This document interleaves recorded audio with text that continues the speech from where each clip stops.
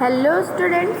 तो class 11 economics first chapter में micro economics के फर्स्ट चैप्टर में हम माइक्रो इकोनॉमिक्स और मैक्रो इकोनॉमिक्स तक पढ़ चुके थे।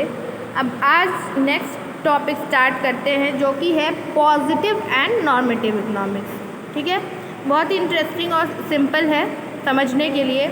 ये सब आपको इंट्रोडक्शन दिया जा रहा है कि इकोनॉमिक्स एक्चुअली में है क्या। ठीक है, तो पॉजिटिव इकोनॉमिक्स से स्टार्ट करते हैं। Positive economics deals with issues related to past, present और फ्यूचर।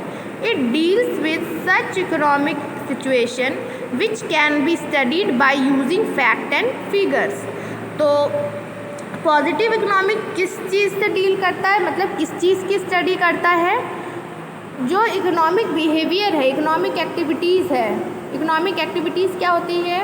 इकोनॉमिक एक्टिविटीज़ जैसे प्रोडक्शन, कंजम्पशन, एक्सचेंज, ये सारी चीज़ें क्या होती है? Economic activities. तो ये चाहे पास्ट में हुई हो, प्रेजेंट में हुई हो या फ्यूचर में होने वाली हो। ठीक है, इन सब के बिहेवियर को जो स्टडी करता है उसको हम कहते हैं पॉजिटिव इकोनॉमिक्स। ठीक है, read the following observations carefully. On the eve of independence, poverty in India affect large percentage of population than now. It is an observation related to past. तो क्या है? तो पहला जो एग्जाम्पल दिया आपको पास्ट में, तो अगर हम ईव ऑफ इंडिपेंडेंस देखें, इंडिपेंडेंस के पहले अगर हम देखें तो हमारी इंडिया में पॉवर्टी से बहुत सारे लोग इफ़ेक्टेड थे। मतलब ज़्यादातर परसेंटेज जो है पॉपुलेशन की वो क्या थी? गरीब थी। ठीक है, और ये बात सही भी है।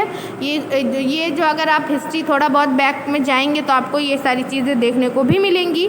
तो ये क्या है? Positive economics. मतलब ये जो फैक्ट दिया गया है ये क्या है? पॉजिटिव है। ठीक, लेकिन बात कब की हो रही है? पास्ट की। लेकिन बात ये कम्प्लीटली सही है, इसीलिए इसको कहते हैं पॉजिटिव इकोनॉमिक्स। फिर है 22% of population in India is absolutely poor below poverty line. It is an observation related to present. तो अभी का अगर ऑब्जर्वेशन देखें तो अभी भी जो है गरीब इंडिया में गरीब लोग 22% से भी कम ऐसे लोग हैं, 22% तक ऐसे लोग हैं जो कि गरीबी रेखा से नीचे आते हैं। ये भी बात सही है, बिल्कुल सही है। और ये बात कब की हो रही है? प्रेजेंट की बात हो रही है, आज की बात हो रही है। ठीक है, फिर थर्ड एग्जाम्पल ऑब्जर्वेशन कह रहा है if population in India continues to grow at existing rate. जिस तरह से पॉपुलेशन इंडिया की ग्रो कर रही है, मतलब बढ़ रही है, अगर इसी रेट पे बढ़ती रही, the percentage of population below poverty line will exceed 22% in the year 2020। It is an observation related to future. तो ये कहा गया कि जिस हिसाब से पॉपुलेशन बढ़ रही है, अगर उसी हिसाब से बढ़ती रही तो 2020 तक 22% से भी ज़्यादा लोग जो है बिलो पॉवर्टी लाइन आ जाएगी। और बात ये बुक लिखने से पहले की गई थी, मतलब फ्यूचर की बात। तो अब अगर आप मिलाएं इस बात को तो ये बात भी क्या निकली? सही निकली। ठीक है, अभी अगर पॉवर्टी रेशियो देखा जाए तो 22% से कहीं ज़्यादा है। इसका रीज़न भी हालांकि थोड़ा डिफरेंट है, क्योंकि पॉपुलेशन तो है ही, साथ में ये जो पेंडेमिक बीच में आ गया इसके वजह से भी बहुत सारे लोग अनएम्प्लॉयड हो गए। लेकिन हालांकि ये तब फ्यूचर के लिए बात कही गई थी, लेकिन आज प्रेजेंट में ये बात क्या है? सही है। तो ये तीन ऑब्जर्वेशन पॉवर्टी को लेकर के की गई। तो ये क्या है? Positive economics. मतलब इसमें हम जो रियल सिचुएशन है, जो पहले हो चुका है, अभी हो रहा है, इन फ्यूचर में होगा, उसको लेकर के हम बात करते हैं। तो वो सारे फैक्ट्स क्या कहलाते हैं? Positive economics.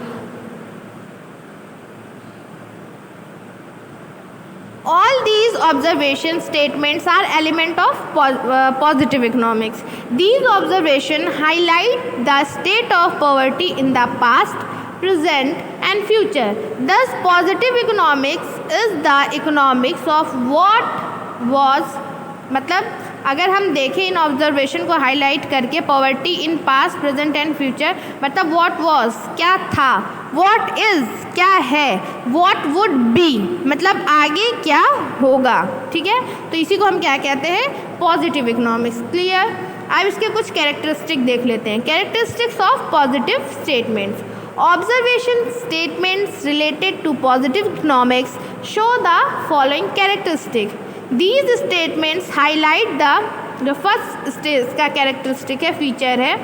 These statements highlight the nature and extent of economic problem or analyze the economic behavior of the people related to past, present और future। तो सबसे पहला इसका जो फीचर है, कैरेक्टरिस्टिक है कि ये उन स्टेटमेंट्स को, उन फैक्ट्स को हाईलाइट करता है, उन इकोनॉमिक प्रॉब्लम्स के बारे में बताता है जो कि पास्ट में भी थे, प्रेजेंट में भी हैं और इन फ्यूचर भी आगे होंगे, ठीक है।